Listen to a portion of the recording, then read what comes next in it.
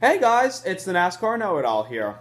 Your defending Sprint Cup champion was shooting it up last night in Texas. Kyle Busch scored his second win of the season in the Interstate Batteries car at the Texas Motor Speedway last night in the Duck Commander 500.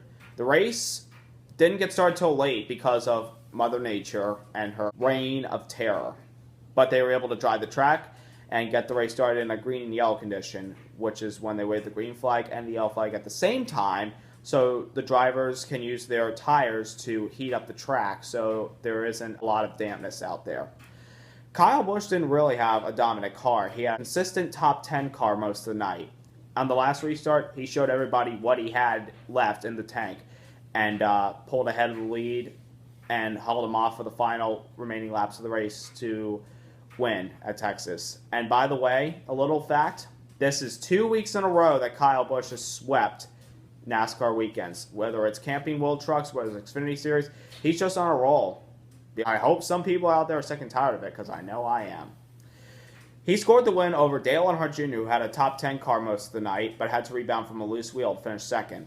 Joey Logano scored third place finish for Penske Racing. Jimmie Johnson, who's usually the king of Texas, finished fourth. And my guy Chase Elliott scored his first top 5. I'm so proud of him.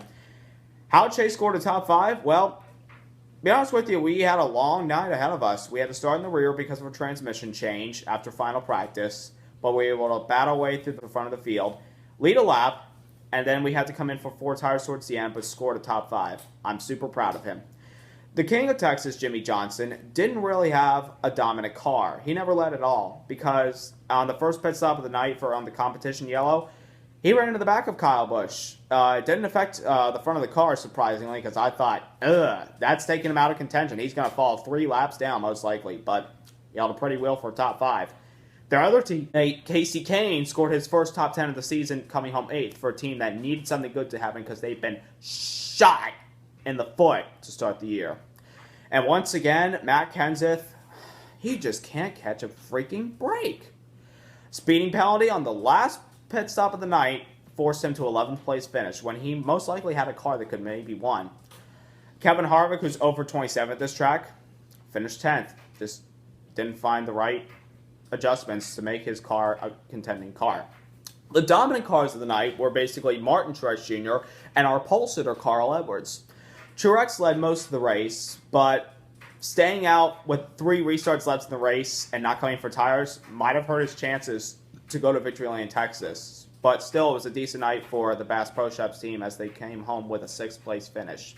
Carl Edwards had the second best car of the night, but with 4 restarts left in the race, he had a loose wheel and had to come in to pit road, and unfortunately fell 1 lap down. I thought, he's out of it. He can't get back on the lead lap. Well, he got back on the lead lap and salvaged the top 10 finish in 7th. So, good comeback by the Stanley team. The biggest incident of the night was a backstretch wreck with Austin Dillon and some other cars. How it got started was Austin Dillon, who was on old tires on a restart, fell back, got bumped by Denny Hamlin, spun around, collected his teammates, Paul Menard and Ryan Newman, and collected other guys like Brian Vickers, Brian Scott, Clint Boyer, Mike Lynette, Landon Castle, and I think Reed Sorensen as well. We usually don't see big ones on the backstretch of Texas. It's been a while. But it was still a very fun race to watch, despite it going late.